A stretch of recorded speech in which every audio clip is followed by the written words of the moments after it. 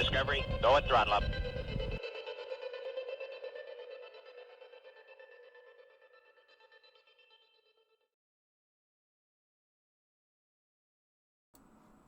Hey. How you doing? What the f...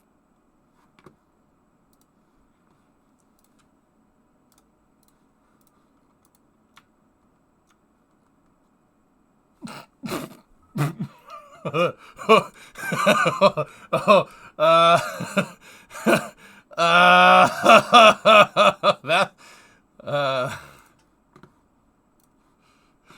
hey.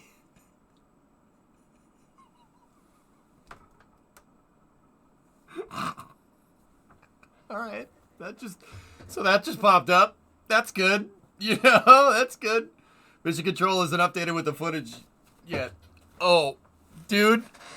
Implying that I've been even remotely functional for the past 24 hours. No. No.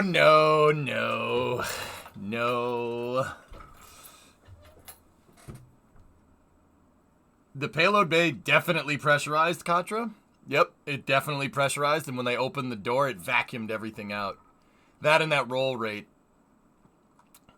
I saw it, I saw the roll rate, and I saw that wasn't good for re-entry, but I didn't really get too much into detail about IFT-3 because I was quite frankly shocked. It's not very often, dude, I've been covering rocket launches for a long time, kid. I've seen a lot of strange things, right? But that was all real. All of it. Okay, all right. Anyway, I didn't know. I couldn't find the words. My brain was on sensory overload. I could not believe what I was seeing. That was the gnarliest thing I've ever seen. Like, ever. That. I have no words. It's awesome. Have we ever seen a re-entry live? Dude, the shuttle could stream. It could stream during re-entry. Absolutely, it could. But that was only after TDRS was installed. And even then, the image did get a little shaky. You guys got to remember, so the plasma is like a shield. You really, nothing can get in and nothing can get out. That plasma layer. Like, I feel like I should probably talk about this. We could talk about it during NSF Live. Long story short, like, I'll use the shuttle as an example because it's a good example, to be honest with you. Here, let me find that picture. It's in my repository. Here, take a look. You want to hear something cool about this real quick? So look, all right. See this layer right here? That's the shock layer. It's not really called a boundary layer, but that basically this is fire. That's all fire. Yeah, that's the plasma layer. You cannot transmit through that. However, if there's a satellite, so say the shuttle's coming in like this, right? If there's a satellite back here, right? Well, the shuttle antenna is right here. The antennas are up they're actually in between the two windows at the top of the payload, or top of the crew tank. Oh boy, Kerbal terms. They're at the top of the flight deck. The short band antennas are there, so you could get a signal if there was a TDRS behind you. Sure, absolutely. There's plenty of footage of onboards during shuttle reentry. However, that's just cameras inside of the thing. There weren't really many cameras outside of the shuttle per se, except for the Silts pod. The Silts pod was something that was installed on Columbia. It was on the very back of the wing, and it was a pod where they could image the wing going through reentry. Believe it or not, Columbia didn't have this from the start, and then you could see that it was retrofitted, and then they actually took it out after the experiment concluded, but they left this kind of nubbin thing on the tip of the wing for Columbia. It was there, but it didn't have any cameras in it. The Silts pod gave us some really, really awesome pictures. But that's about as good as it's going to get. So check that out. That is an image of the wing leading edge. Look at the temperature differential here between the leading edge and the top of the wing. Pretty crazy, right? It's pretty nuts. The reason why the wing gets so particularly hot, actually, I could tell you the exact point during reentry. Like you could tell just by where. So you can tell what point this thing is going through reentry right now. I never actually noticed this. By where it's the most hot on the wing section. This is actually closer to what we saw, to the point of reentry where we saw Starship the other day, or yesterday. You can see how it's hotter right here? Well, that's because that plasma boundary layer that I'm talking about here changes. The angle of that changes with speed. It's actually steeper when you're going faster. It'll, like if we're looking at the shuttle from the top here, the plasma, when it's going fast, will be like this, and when it goes slower, it kind of moves out. The theta angle of it changes, okay? So this picture with silts, you can see it's hotter on that particular point of the wing, and that's why the shuttle wing leading edges were so important to have that reinforced carbon-carbon, because that plasma layer goes... Now, so what's that boundary layer? Why is that boundary layer so important? Like, why do you have to defend against that? Well, okay. Picture anything that flies through that boundary layer, basically like facing a plasma cutter. Like the plasma cutter, the thing that they use to cut metal. Because that's what it is. Why? Why does it do that? So why does that plasma form? Why does this wake form? Well, air gets compressed up against the fuselage of the vehicle, and it gets almost infinitely compressed that it rips itself to shreds. That's the right way to say it. The shuttle, any reentry vehicle, is going so ridiculously fast it rips air molecules apart. The air molecules ionize, and when they ionize, they give off an insane amount of energy, right? When it ionizes, plasma forms, and plasma gets stuck up against the vehicle. And oncoming air keeps it stuck in kind of a wake, similar to like a boat wake almost. It's kind of close. It's kind of the same idea. But your wake angle, just like if you're going faster with a boat, your wake would be, steeper. And if you're going slower with a boat, your wake would be out here. Like anybody that does boating, you know what I'm talking about. Same thing with plasma, but a little bit different. Plasma's not like water, which is definitely not like air, right? So, the camera's in the top of the tail, Contra. Yep. And the Covenant uses weapons that fire, the fire blobs of plasma. That's right. Yeah, well, hey, we all can't just lift Forerunner technology and claim ourselves as the chosen ones, Midge. Can't do that. Anyway, so yeah, have we had live streaming stuff from the shuttle? Yeah, but that's about as good as it gets. It does not get this good. That. Oh my goodness. Look, so this is actually at the very early parts of reentry. I know because we watched the thing, but you can see the wake starting to form off the flaperons. See what I'm talking about? That was the craziest thing. Dude, you've never seen anything like this with the shuttle. Not even close. Not even close. No one's ever gotten this crazy. What's super interesting to me is that you could see the ice. There's still ice on the outside of the vehicle from the fuel tanks. We're talking like minus 200 C right here and plus 1,000 C right here. Actually like meters apart from each other. This is why dude, there was no way I could say all this with a straight face during the cast, but I saw what was going on. What the hell? What is happening here? Well, Ando, peak heating is like 3,000 C, somewhere around there. That's when the vehicle broke up. It broke up around peak heating from what I can tell. This is at the very beginning in the upper atmosphere. If we go and watch Starship, we go and watch the telemetry. I was watching the telemetry. It wasn't slowing down much. It spent a lot of time in the upper atmosphere. The other thing that I noticed is that this was an extremely steep re-entry angle. Extremely steep. Like, not even a pod would take this re-entry angle. It is way, way too steep. So, vehicle burnup was probably likely. I didn't put 2 and 2 together until I kind of saw the way the numbers were transpiring from the telemetry-driven numbers that were on the cast. That re-entry angle is death. It would be death for a space shuttle, too. And an Apollo capsule, and anything. They went down way too fast. Now, once again, that's okay. It's a test flight. I understand that.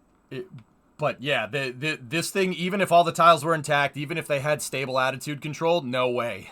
If it made it through that would be insane. And you know what the crazy part is it almost did.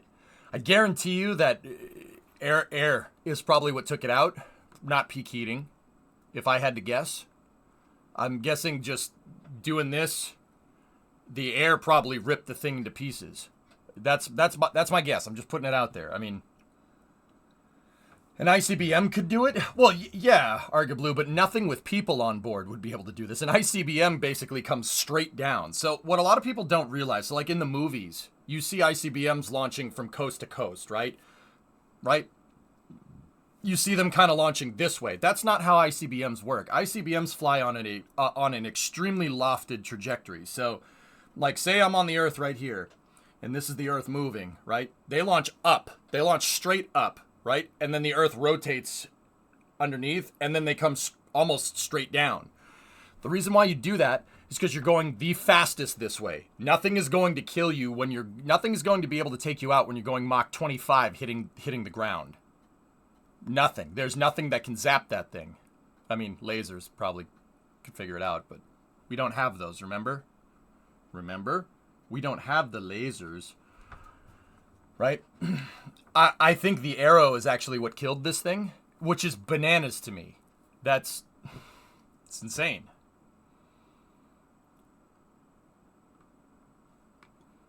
Is there a Peter Parameter video? Is the Peter Parameter video still good to show on stream? Yeah. Yes, we do? No, Midge, we don't. I don't know what you're talking about. That doesn't exist.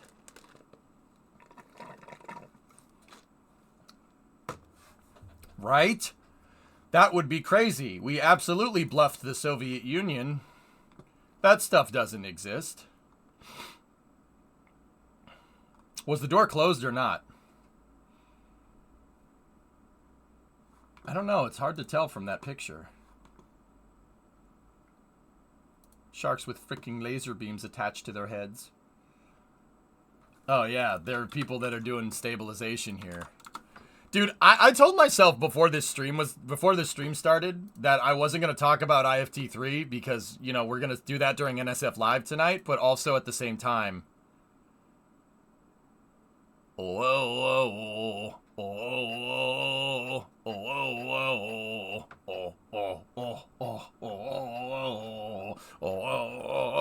Anyway. So, it looks like it did stabilize out, but they couldn't get that roll rate under control. Yeah, so who did this? I want to make sure we get credit where credit is due. Of hello. Abuse and secrecy from ETs should not be tolerated. We must set boundaries on potential ET contact and promote human sovereignty on Earth. Oh boy. Great stabilization, though. Can you link that? Yeah, sure. Yeah. It looks like the parameters, the guidance parameters for Super Heavy and Starship still need a little bit of tweaking, but that, you know, that's par for the course when you're dealing with this, with something that you've never done before. But yeah, this is, dude.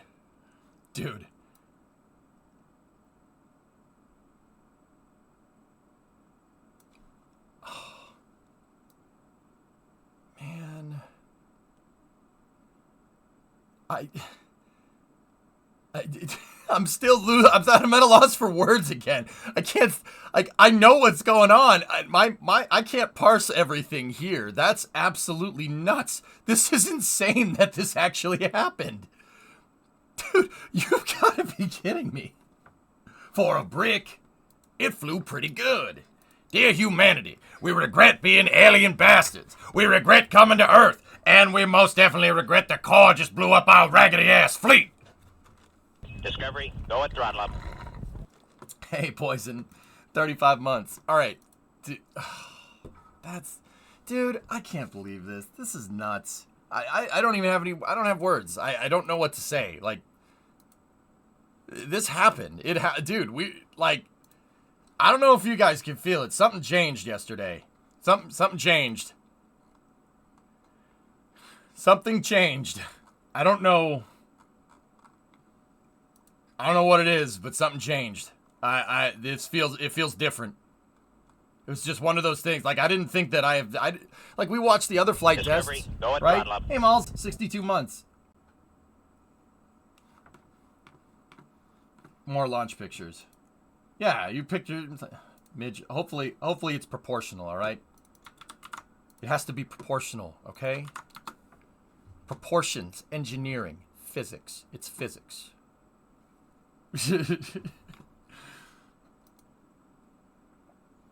Where's the broken parts of the rocket gone in the sea? Most of it probably burned up, Briggs. Yeah, dude, you don't survive re-entry like that. It probably all got vaporized. Once the vehicle broke up, maybe some parts made it down, but no discernible pieces, dude. It's like, you ever see, like, footage where, like, like a dive team sends an ROV down to a ship in battle, like the Bismarck or the Hood or something? Or I was actually looking at the Nevada the other day. There was footage from the USS Nevada, which is my favorite battleship.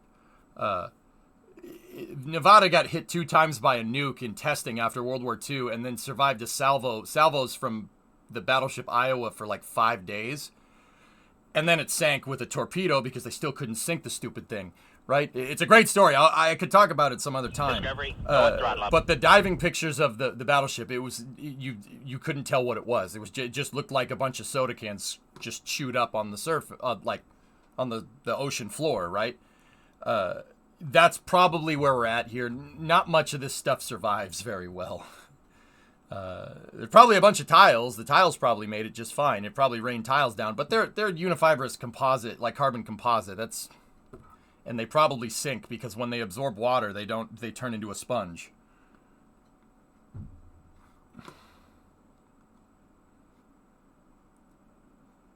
The engine nozzles maybe made it. It's possible, Ivan. Yeah, sure. Actually, to be honest with you, probably not the nozzle. It's the combustion chambers that probably survived. So here,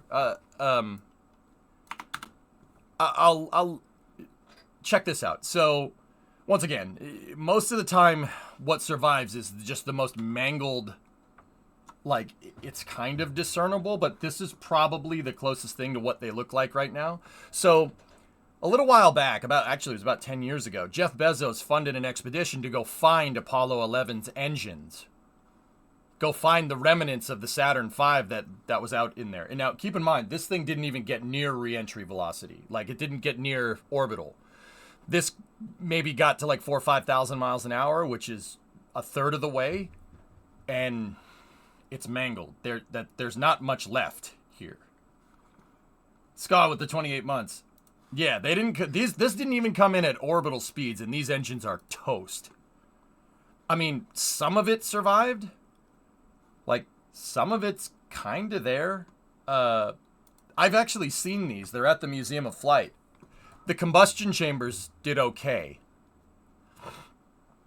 The combustion chamber did okay. Some of the turbine assembly was all right. That's a heat exchanger and the gas generator right there. And then the injector head is okay. That's all right. I wouldn't reuse it, but it's okay. It's not bad, but once again, if you showed this to a layman, they'd probably tell you it's a jet engine. It's that. I mean, that's not discernible as a rocket. Like, you don't. There's no way you'd be able to tell. I wonder what caused the engine issues on the Super Heavy return. My guess is the grid fins didn't have as much effective control as they thought, and because the booster was kind of... Here, I'll use my water bottle. Actually, you know what? Screw that. I won't use my water bottle. I'll use my model. The booster was basically coming in like this because the grid fins were trying to compensate.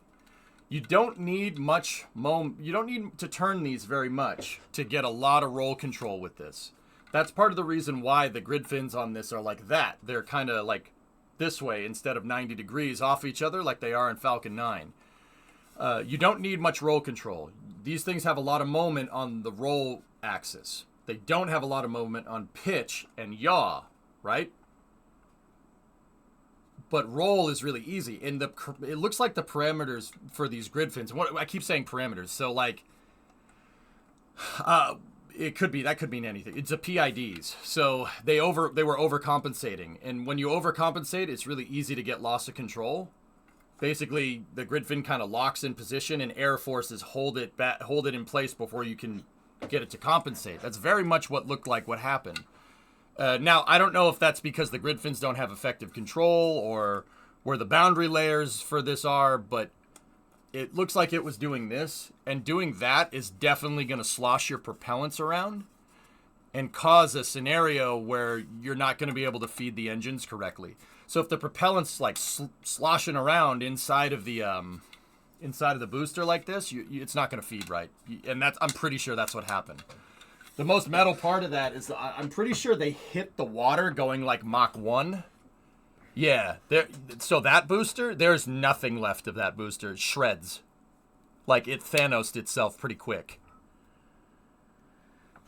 Is that an easy fix? Guidance is one of the easiest things that you can fix, Shelbert. But here's the thing about guidance. Guidance systems for any rocket. The best way to tweak those is by flying. You can do all the simulation you want, right? But the best way to learn is by flying. I guarantee you the next one will work correctly. Guaranteed. According to SpaceX, the flight terminated itself at 476 meters. That is what they said. Yeah. So flight termination system, and then what parts were left, Havocs hit the water, go in the transonic regime. There's no pieces of that. There's no discernible pieces of that booster left. No, not even close.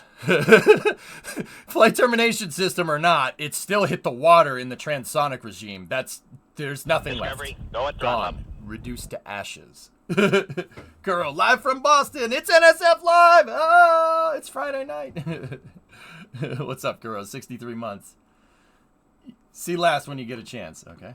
Well, more correct, yeah. I think they'll do it. Did I see this? I don't know. What's this?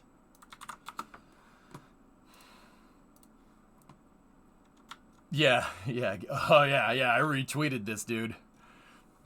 Max payload of Starship V1 in expendable mode, like the other rockets, is 200 tons.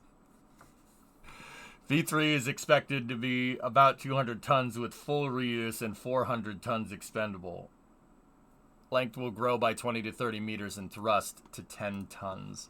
10,000 tons of thrust. Oh my goodness.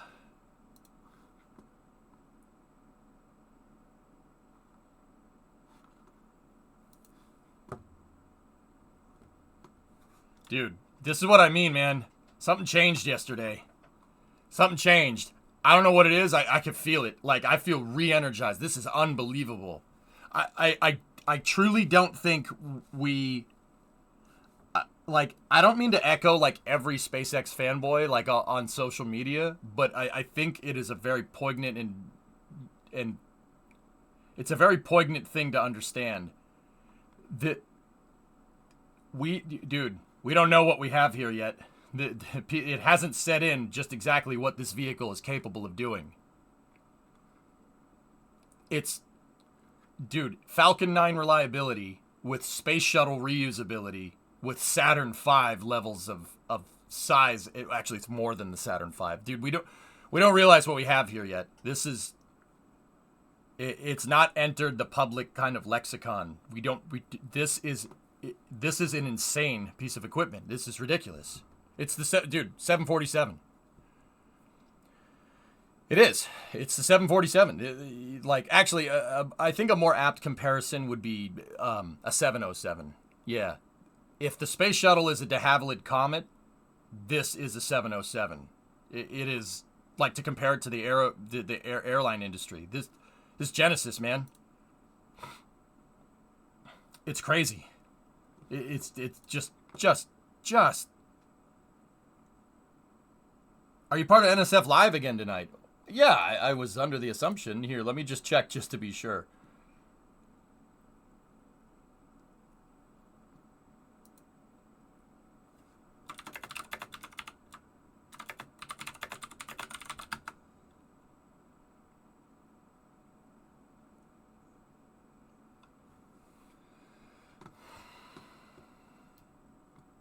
If this is 707, imagine what the 747 will be. That's right, Marrakesh. Dude, we are on a precipice here. This is... I don't use this kind of over-exaggerated hyperbole when it comes to spaceflight very often, but... I truly don't think people realize what we have here. This is going to make everything else look stupid. And I understand what the SpaceX fanboys have been basically saying this for years, and I've never disagreed. I thought they were right. I got no words, man. This is the wildest thing I've ever seen. Like here, look in the Gulf of Mexico. This is that's crazy, bro. What the frick? Does Starship even have the payload volume to handle 200 tons? No, Katra, that's the point. Something changed, just like something changed when the first booster landed back at the launch site, or when Falcon Heavy did a ballet dance with its boosters and live stream a car going through deep space. Yeah, Midge. Something, dude. Our perception of reality shifted yesterday. It is, and like, trust me, I don't throw around this like, whoa, bro, it's the new thing, bro. I don't do that very often. I only do it when it warrants being said. This is nuts. Absolutely nuts. Dude, I couldn't sleep. I tried. I was up till like 5:30 this morning. I was like, when IFT4? When IFT4? Can we launch another one, please? That was amazing. Like, I'm sitting there on the couch going, you know.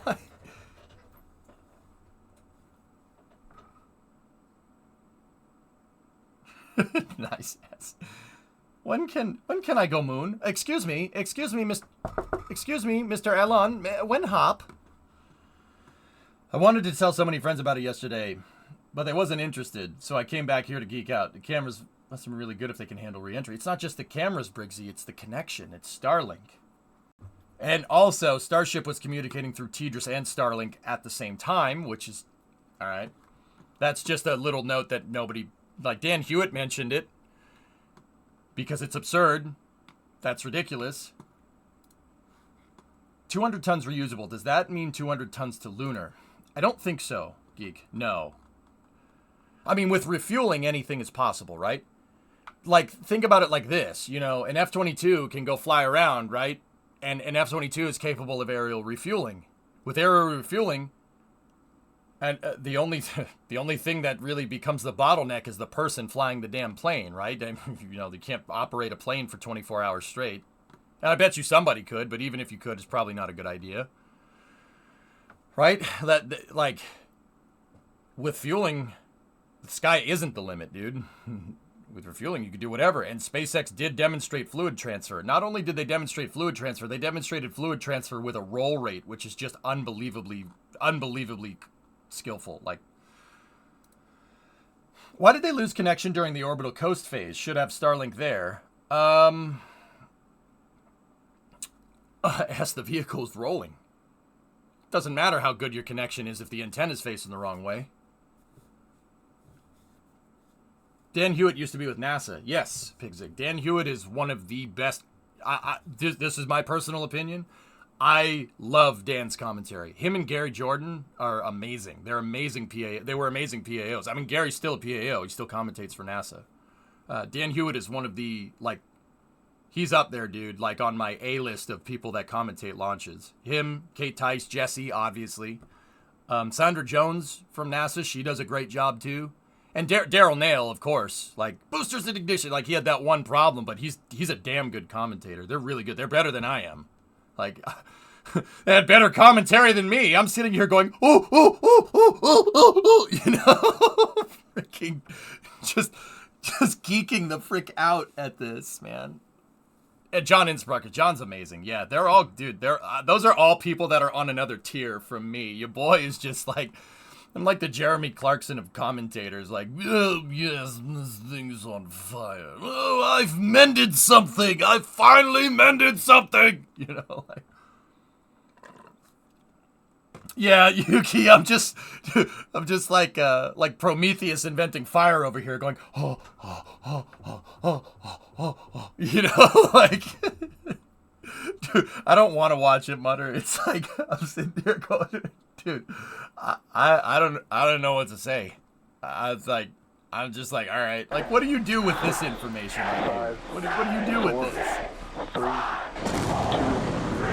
1.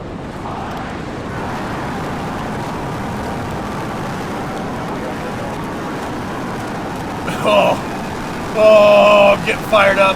I want to scream at it. I want to scream at it. Oh.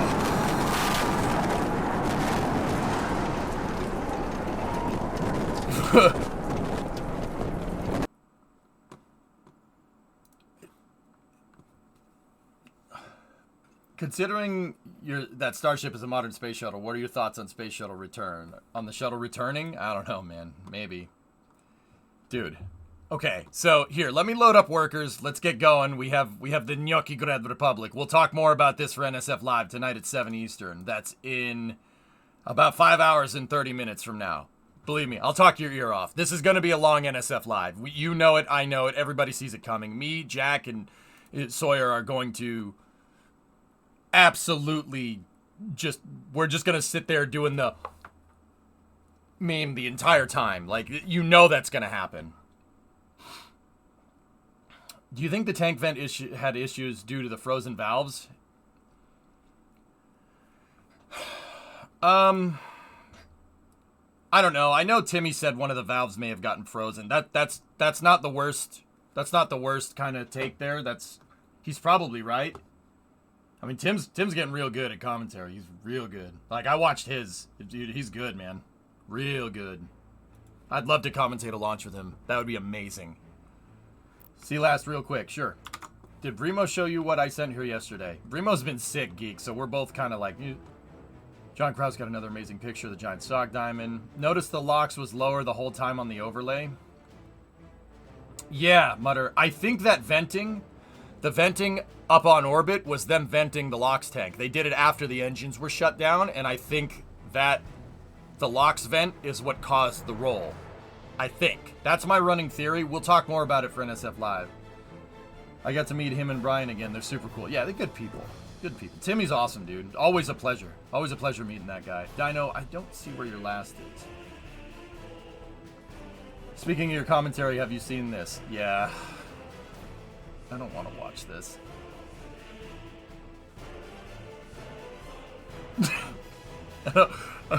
Can I watch this on mute? Can we watch this on mute, please? Oh, lost one. I can't.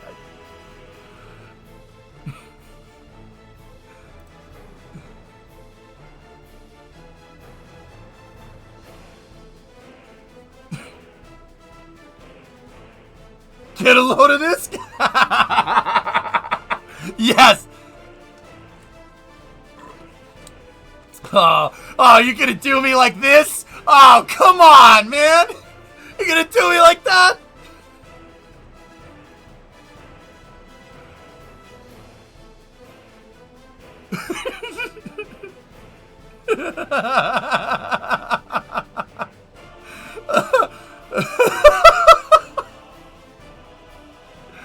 Oh, this is...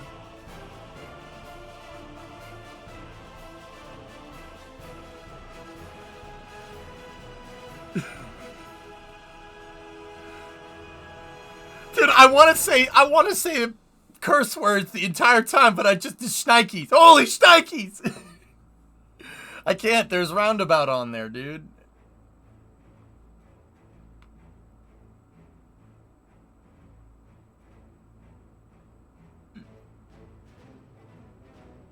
What is happening? I know what I said there.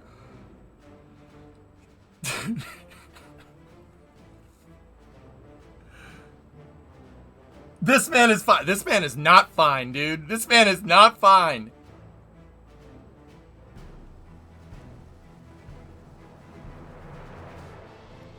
Cope.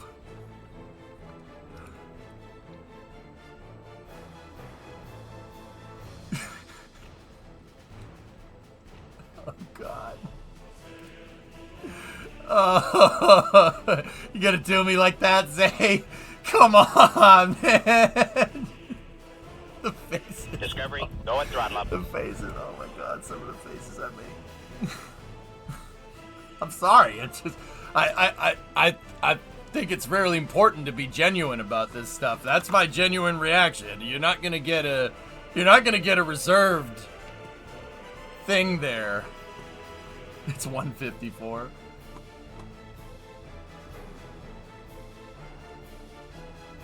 Link in your Discord Discovery, so you go can and throttle continue up. with the cringe. Oh, it's the GIF, isn't it? Yeah, I got that. Yeah, it's exploitable. Tape, five subs. Thank you. Discovery, And go and Admiral throttle had up. a 54-monther in there too. Guys, I can't say how happy I am that for all the support. Discovery, go and That throttle hype up. train was cool. You broke the hype train record on here for what it's worth. Not that I care about that, but have you seen this link yet? Discovery, go and throttle up. Change game back for drummer, please. Yeah.